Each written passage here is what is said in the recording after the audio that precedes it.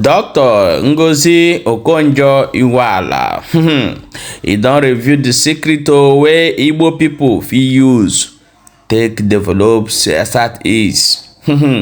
For this way talk for this video, it will shock you. Hello my wonderful people, welcome back to Balabas Gist. Today na the first time wey you dey come across this wonderful channel, you are highly welcome. Ngozi Okonjo. Here we are bringing you the ogbonge news as it dey hot. Na so we dey bring and call for you. No be small thing. Today we will quickly jump into the ogbonge news wey we get for hand today. They say our mama will be Ngozi Okonjo Iweala. You say don't come outside to come talk to Ndigbo that if Ndigbo can do this and that the development will come to Southeast heavily. But the question is that going to happen in Ndigbo in Nigeria? In current situation of how they are displaying their hatred against Ndigbo. Well, I would like us to go and watch this video quickly.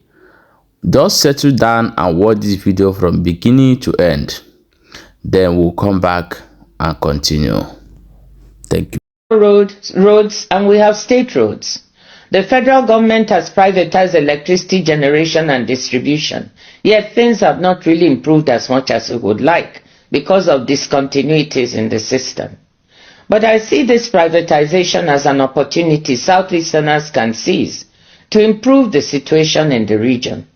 One of our foremost citizens, Professor Pêrtinent, has already shown what one man's ingenuity and drive can do. He may not have got it all right, but he has shown how we can try to solve some of our problems in the power sector. Now that the world is moving to renewables because of climate change, we also have the opportunity to move to off-grid solar solutions for our rural areas, while still looking to see how we use our gas for urban and industrial purposes. The Rockefeller Foundation in New York, together with some partners, is working on solar and battery storage solutions that can attack energy poverty in developing countries. They are looking at working in Nigeria. Can we attract them to the Southeast? Let me dwell on a few other opportunities we can seize to develop economic activity in the region. Our biggest resource in the Southeast is our human resources. Ndigbo di entrepreneurial. Anyị ma alụ ọlụ. Anyị ma ịzụ afịa. Some of the biggest entrepreneurs and industrialists in Nigeria are Igbos. Many micro, medium and small enterprises that thrive in Nigeria, West Africa and elsewhere are run by Ndigbo. Have you ever been to the market in Niger, Burkina Faso, Cameroon? I have. And these places are full of enterprising Ndigbo. Then I ask myself, why is the Southeast looking so shabby? Why is our wealth and industry, apart from Aba and Nnewi, not so visible here in the region? How can we harness this entrepreneurship even better at home? Beyond Innocent, our wonderful brother, and a few others, can we get the several billionaires we have to invest more in the Southeast so that we can create decent jobs for our young people right here? Can we get beyond our individual beautiful mansions in our villages to make our Ndigbo lovable and livable?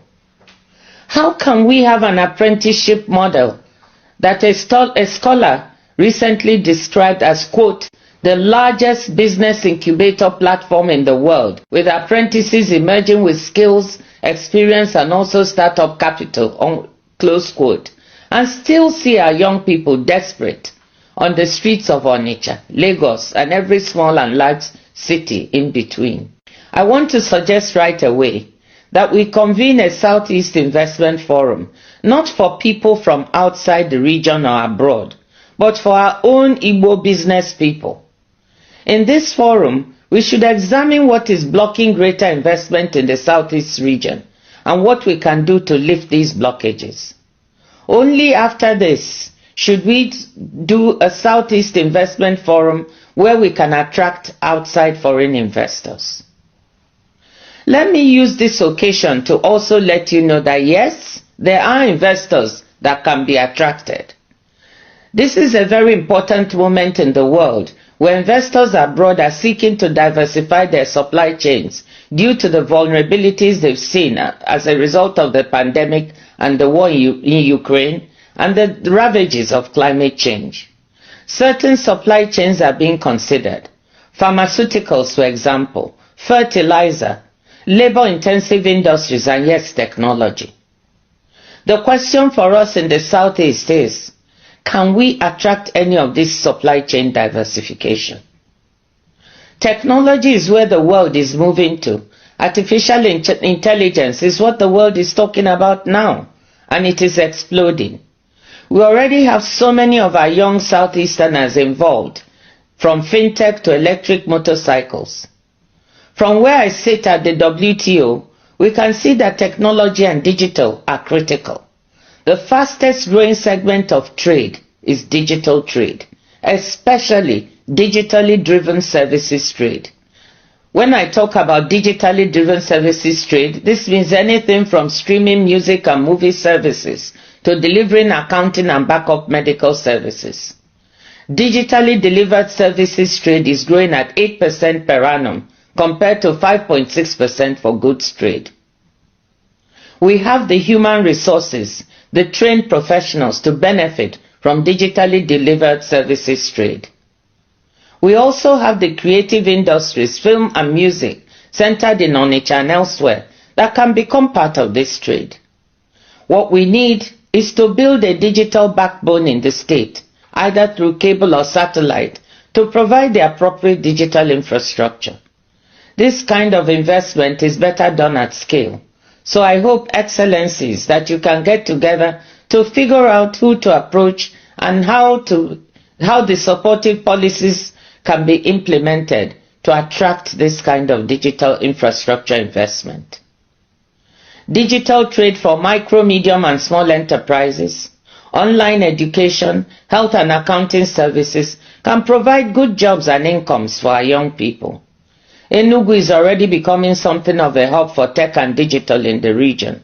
I wonder whether we can build on this to develop our own Enugu Valley, as I know other Nigerian states are working on their version of Silicon Valley, California. Regarding pharmaceutical supply chains, the Federal Minister of Health, Dr. Mohammed Pate, is working on this to attract this supply chain to Nigeria.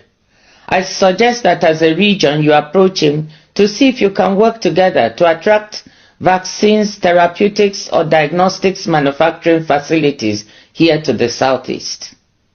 Aba is already a manufacturing hub along with Nnewi. What goes on in Ariaria industrial market, despite the infrastructure and other challenges, never ceases to amaze me. They can label what they produce made in Italy, made in Korea, made in Japan, but the truth is, it's made in Aba. I know Governor Abia has his sights set on trying to improve what is happening and improve the environment for those working in Aba. Again, can we all work together to build up and build out both Aba and Nnewi as industrial hubs? But let me say there is no reason why factories can not also be located in Owerri and Abakaliki. Let me touch on another important resource we have that we can make better use of. That is the large Igbo diaspora. I was surprised when I took an informal poll of a gathering of people in my village, Umodisi Ngumuahia, to see how many families had at least one member in the diaspora. Surprised to find that almost everybody put up their hands. The Southeast has one of the largest diasporas in Nigeria, if not Africa. There are Igbos everywhere, from Douala to Durban, London to Leipzig, New York to Newfoundland. Igbos are highly educated professionals, university professors, doctors, lawyers, engineers, accountants and nurses, and also big sports stars in football and basketball in the USA in particular. All are willing to support the development of the region if they could find a stress-free way to contribute, and I mean stress-free. Drawing on these diaspora resources, there is no reason why the Southeast could not become a service hub for education or health in the country and the region.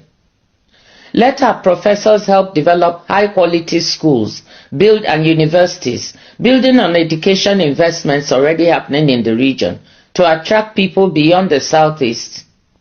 And let our diaspora doctors build up specialist hospitals that can draw people from other parts of Nigeria, West and Central Africa and beyond. I happen to know that many of these diaspora doctors would like to help. My husband is one of them. It may sound far-fetched, but I'm convinced we can make the Southeast a services hub for education and health services. We can also draw on the diaspora for financing. I don't know how many of you recall that when I was finance minister, Nigeria floated a diaspora bond of $300 million, a first for the country. Drawing on the resources of our diaspora, though we also opened up the bond to other investors, we were able to attract hundreds of millions of dollars. Now the World Bank has recorded almost $21 billion in remittance flows to Nigeria in 2022, about the largest remittance flows in Africa. A significant portion of this must come from Southeasterners abroad. Most of this comes in to support consumption and some forms of investment at home. I'm sure the Southeast governors coming together can do some financial engineering and find a way to float a Southeast Diaspora Bond or fund to capture some of these flows and channel them towards financing some of these development priorities. I know that support from the federal government Ministry of Finance will be needed. It seems to me that we can pitch this to the incoming team. They seem to be open to fresh ideas, so why don't we try to muster their support? You will notice that I have not dwelt on agriculture or natural resources. This is because that is where we always go first when we are talking about opportunities in the region, forgetting all the other possibilities that I've just spoken about. But I have not forgotten that we have big opportunities in agriculture, oil and gas and some other minerals, some of which may now be in demand as the world seeks to decarbonize and get to net zero carbon emissions in 2050. But again, to fully make use of this, value-added investments in these areas will need hassle-free bureaucracy and appropriate investment environments. Before I conclude, let me say that many of these opportunities that I mentioned will not prove as attractive if the macroeconomic environment in the country is unstable. Low growth, high inflation, the depreciating naira, and exchange rate volatility make for daunting challenges. The federal government will have to get a handle on overall macroeconomic management for the country to attract both domestic and foreign investment and for the country to grow. They insist they are working on this, and I hope we can see stability soon. In the meantime, Southeast governors must work on the elements they can control, many of them listed above. Excellencies, ladies and gentlemen, let me conclude by saying that I'm optimistic. Yes, I'm optimistic for the Southeast. Your coming together at this time is a great sign. Our youth and women are vibrant. They are ready to work. They are just waiting for a truly committed leadership. We have what it takes in the Southeast. Let us just get on and do it. Igbo kwedu. Yeah, welcome back my people. As you don't watch that video, no be small thing.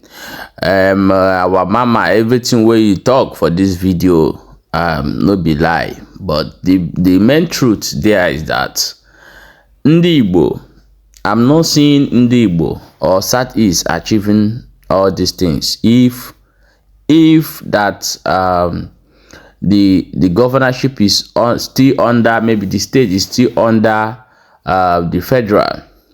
You understand? If maybe the state are governing themselves and maybe pay tax to the federal, I've seen that be achieved. But the situation of things in Nigeria, I don't think this will ever happen. It can't happen. The truth of the matter is that Igbo people anything you do.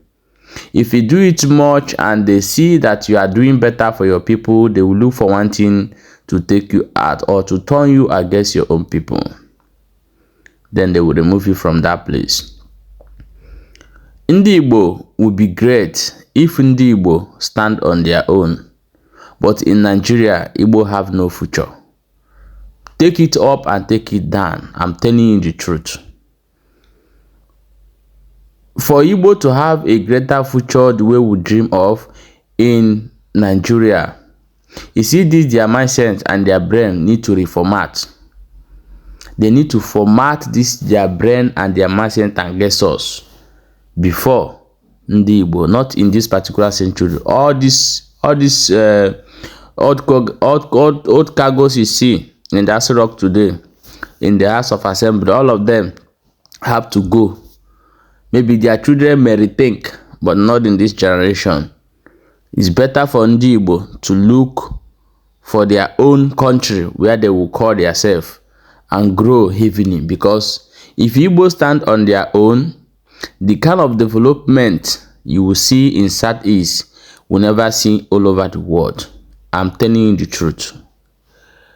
Because we can do it. When I say that Igbo people can do it, they can do it. They can do it more better than white men. They can do it more better than any other people.